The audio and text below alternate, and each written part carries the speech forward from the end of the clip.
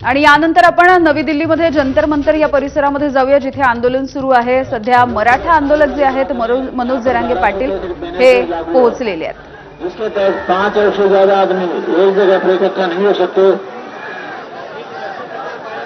Police को सहयोग करें, पुलिस द्वारा दिए गए दिशा निर्देशों का पालन करें, सरकारी संपत्ति को नुकसान न पहुंचाएं।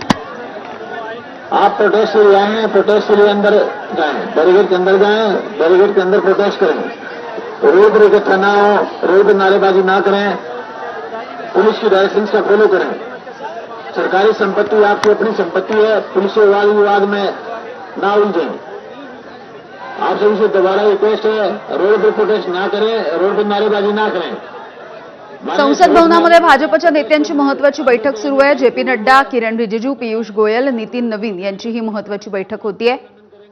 संसदेमधली कोंडी फोडण्यासाठी भाजपचे मंत्री हे रणनीती आखताना दिसतायत। सरकारी संपत्ति आपकी अपनी संपत्ति है, उसको नुकसान न पहुंचाएं, पुलिस से वाद विवाद में ना उलझें, पुलिस द्वारा दी गई डायरेक्शंस का फॉलो करें। आप सभी से दोबारा रिक्वेस्ट है, प्रोटेस्ट के लिए अंदर जाएं, बैरिकेड के अंदर प्रोटेस्ट करें, अंदर जाएं, रोड पर ना इकट्ठा हो, प्रोटेस्ट के लिए अंदर जाएं, बैरिकेड के अंदर प्रोटेस्ट। थोड्याच वेळात मंत्री जेपी नड्डा आणि जितेंद्र सिंह हे दोघेही सीजेपीच्या नेत्यांसोबत चर्चा करणार आहेत। 20 तारखेच्या आंदोलनाच्या वेळेला सीजेपीचे प्रवक्ते सौरभ दास यांनी जेपी नड्डांना भेटून मागण्यांचं पत्र देखील दिलं होतं, पण आता पुन्हा एकदा नड्डा आणि जितेंद्र सिंह हे सीजेपीच्या नेत्यांसोबत चर्चा करतील।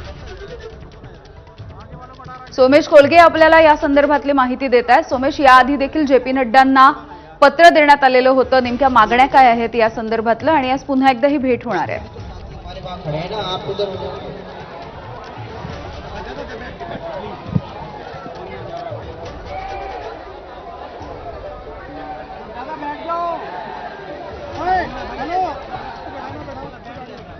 अरे आपके वॉलंटियर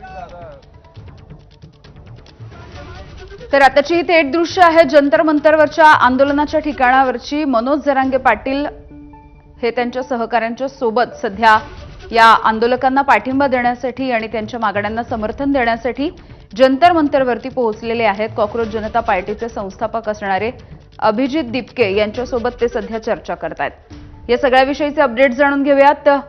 सोमेश कोलगे आमचे प्रतिनिधी आपल्याला माहिती देत आहेत। सोमेश, आज पुन्हा एकदा कॉकरोच जनता पार्टीचे जे नेते आहेत की त्यांच्यासोबत चर्चा करणार आहेत जेपी नड्डा।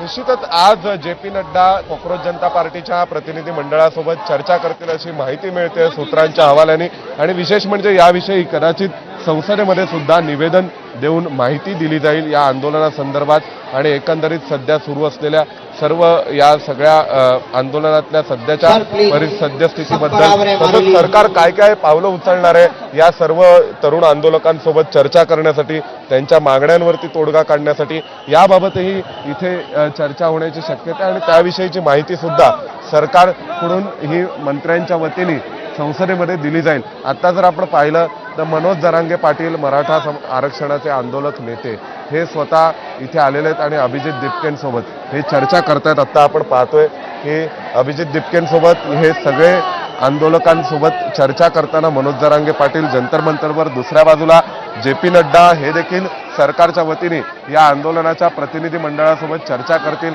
अशी माहिती मिळते। आणि त्या अधिक जर आपण पुढे जाऊन किरण रिजिजू किंवा सरकारच्या वतीने कुणीतरी वरिष्ठ मंत्री संसदेमध्ये निवेदन करतील आणि सभागृहाला माहिती देतील या सगळ्या आंदोलनाच्या सद्यस्थितीबाबत, याविषयी सरकारची काय भूमिका आहे त्याबाबतीत, आणि शक्यता आहे की सरकार भविष्यात काय पावलं उचलणार आहे या आंदोलकांसोबत चर्चा करण्याचा विषय असेल किंवा अन्य काही मुद्दे असतील त्या अनुषंगाने सुद्धा।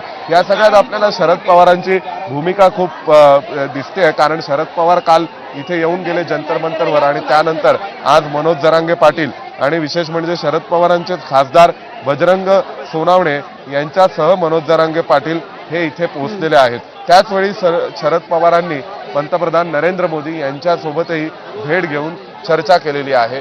तर आता अभिजित दिपकेंचं असं म्हणणं आहे की शरद पवारांनी ही चर्चा आमच्या आंदोलनासंदर्भात, आमच्या आंदोलनातील प्रश्नांसंदर्भात केलेली असू शकते।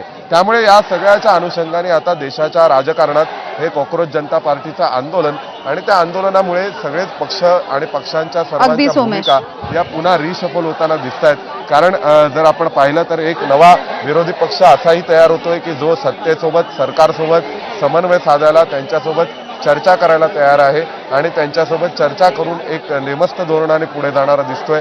दुसऱ्या बाजूला आपण असंही पाहतोय की हे आंदोलन सुरू झालेलं आहे आणि जे आंदोलन कदाचित सुरुवातीला जो मुद्दा राहुल गांधींनी घेतला होता, काँग्रेसने घेतला होता, त्या मुद्द्यावर बरोबर. आता कॉक्रोच जनता पार्टी, सोनम वांगचुक, अभिजित दिपके हेच सगळे फ्रंट फूटवरती खेळतायत आणि ठीक फ्रंट आहे. फूटवर येऊन हा मुद्दा मांडतायत. त्यामुळे हे आंदोलन सुद्धा आक्रमकपणे या कॉक्रोच जनता पार्टीकडून, अभिजित दिपकेंकडून आणि सोनम वांगचुक यांच्याकडून पुढे नेलं जात आहे.